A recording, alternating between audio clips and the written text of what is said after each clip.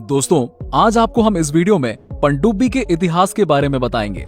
तो दोस्तों, सबसे पहले हम बात करते हैं कि आखिर पनडुब्बी क्या है। आइए जानते हैं इस वीडियो में। पनडुब्बी एक प्रकार का जलयान है जो कि पानी के अंदर रहकर काम कर सकता है। इसको सबमरीन भी कहा जाता है।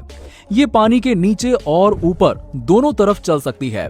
पनडुब्बी का ज्यादातर इस्तेमाल समुद्र के नीचे होने वाली गतिविधियों का पता लगाने के लिए जल सेना द्वारा किया जाता है। उसके अंदर बहुत दिनों तक पानी के नीचे रहा जा सकता है और आवश्यकता पड़ने पर उसे ऊपर सतह पर लाया जा सकता है। जरूरत पड़ने पर बहुत दिनों तक पानी के अंदर भी रखी जा सकती है।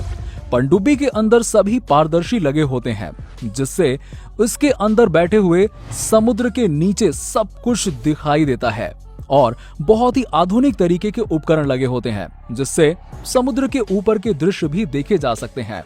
पनडुब्बी डीजल इंजन और विद्युत मोटर के द्वारा जल के अंदर चलती है और परमाणु शक्ति के विकसित हो जाने के कारण अब इसके परिचालन में नाभिकीय रिएक्टरों का उपयोग होने लगा है और ये किसी भी देश की नौसेना का विशिष्ट हथियार बन गई है, क्योंकि ये पानी के भीतर रहते हुए समस्त सैनिक कार्य करने में सक्षम है और ये शत्रु के जलयानों पर टारपीडो से आक्रमण करने के लिए इसका उपयोग किया जाता है।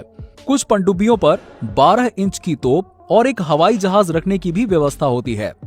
दोस्तों, पनडुब्बी के अंदर जीवन के लिए आवश्यक सभी सुविधाएं कृत्रिम रूप से उपलब्ध होती हैं, जैसे सांस लेने के लिए कृत्रिम ऑक्सीजन टंकी और कार्बन डाइऑक्साइड ना भर जाए इसलिए कार्बन डाइऑक्साइड अवशोषित उपकरण भी लगे होते हैं। दोस्तों, विश्व की पहली पनडुब्बी एक डच वैज्ञानिक द्वारा सन 1602 में बनाई गई थी, किंतु उस समय इसे युद्धोपकरण के रूप में नहीं सोचा गया था और कॉर्नेलियस फॉन ड्रिबल नामक हॉलैंड वासी ने उस पनडुब्बी में सुधार की और उसे और गतिशील बनाया और वो पनडुब्बी लकड़ी की बनी थी और इस पर चमड़ा मढ़ा गया। इसके अगल बगल 2 चप्पू लगे थे जो इसको डुबाते और उतारते थे और पहली सैनिक पनडुब्बी टर्टल सन 1775 में बनाई गई।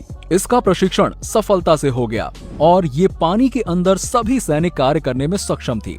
इसीलिए इसका इस्तेमाल 1 वर्ष बाद अमेरिकी क्रांति में किया गया और पारदर्शी के आविष्कार में पानी में रहते हुए भी इसे पानी के बाहर देखने की सुविधा प्रदान की गई और इस प्रकार पनडुब्बी 9 सैनिक युद्धों में भाग लेने योग्य बन गई और सन 1620 से लेकर अब तक पनडुब्बियों की तकनीक और निर्माण में बहुत बदलाव आया।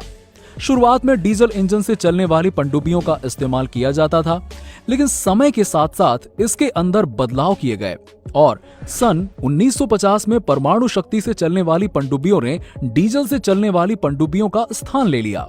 दोस्तों, पनडुब्बी पानी से भरे ऊपरी और निचले वाल्वों की उपस्थिति पर निर्भर करती है। जैसे जैसे पनडुब्बी के शरीर का घनत्व बढ़ जाता है और उसी प्रकार ये समुद्र की गहराई में उतर सकता है। जब ये फिर से ऊपर उठता है तो वाल्वों के अंदर संपीड़ित हवा द्वारा पानी खाली कर दिया जाता है। पनडुब्बी के किनारों पर पंख लगे होते हैं जिनका उपयोग यात्रा की दिशा को नियंत्रित करने के लिए किया जाता है। पनडुब्बी आर्किमिडीज के उछाल के नियम पर आधारित है। दोस्तों, अब हम आपको पनडुब्बी के इतिहास के बारे में बताएंगे।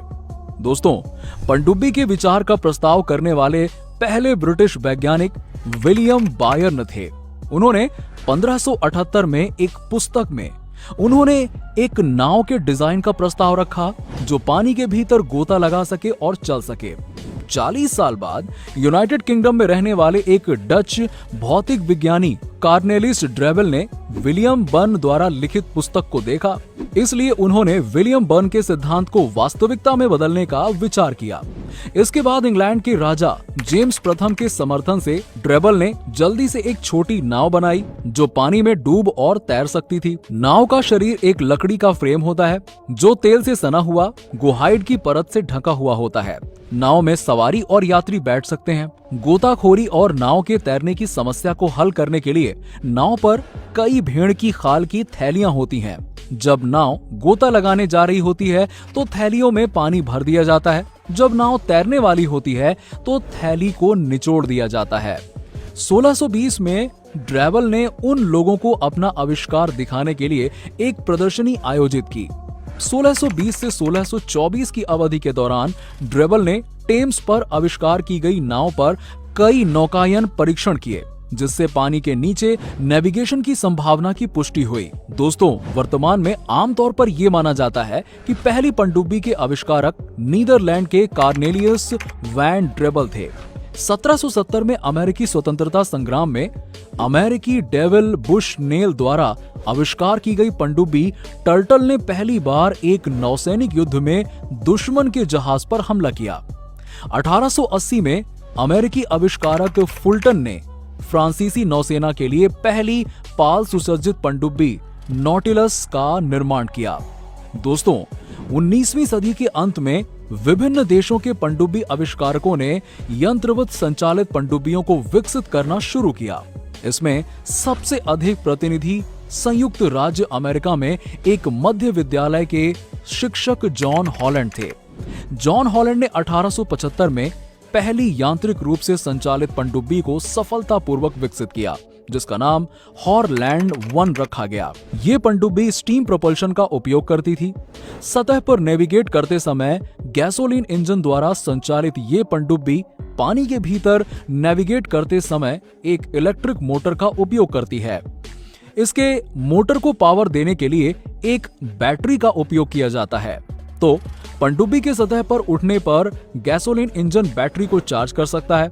इसके अलावा हॉरलैंड बोट पहली बार नौसेना के नवीनतम हथियार से सुसज्जित था, जिसने पनडुब्बी को सतह के जहाजों को डुबोने की क्षमता दी।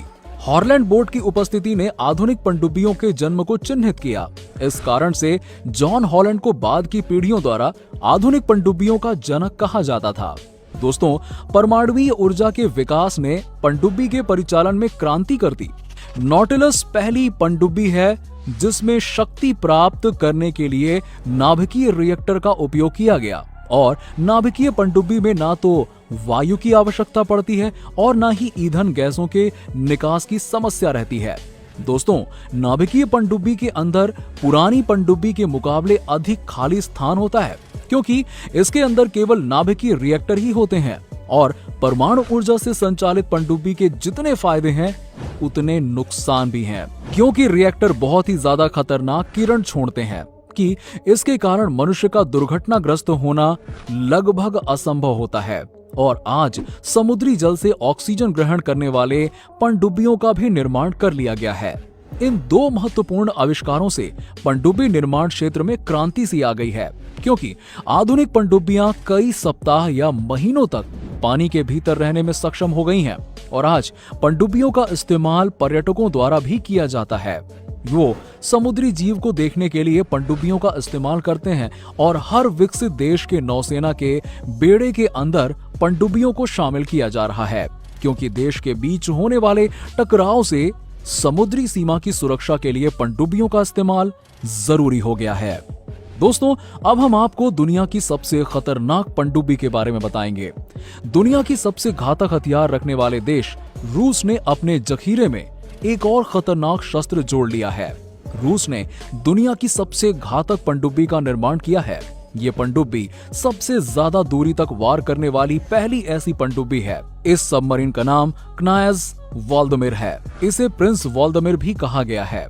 ऐसा अनुमान है कि इस पनडुब्बी को अगले साल तक रूसी नौसेना में शामिल कर लिया जाएगा।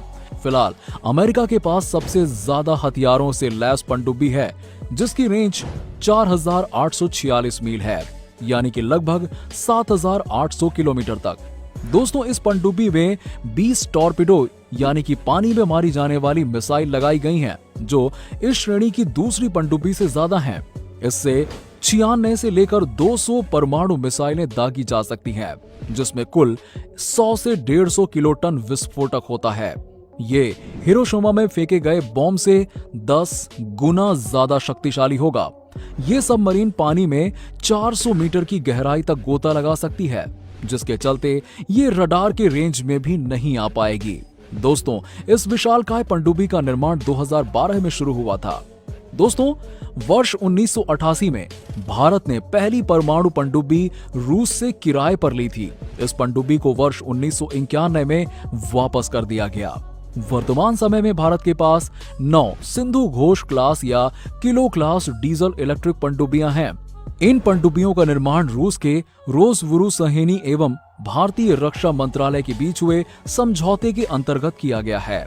तो दोस्तों, भारत की इस पनडुब्बी के बारे में जानकर आपको कैसा लगा, हमें नीचे कमेंट करके जरूर बताएं। और वीडियो अच्छा लगा हो तो इस वीडियो को लाइक करें, ज्यादा से ज्यादा शेयर करें और हमारे चैनल को सब्सक्राइब जरूर कर लें।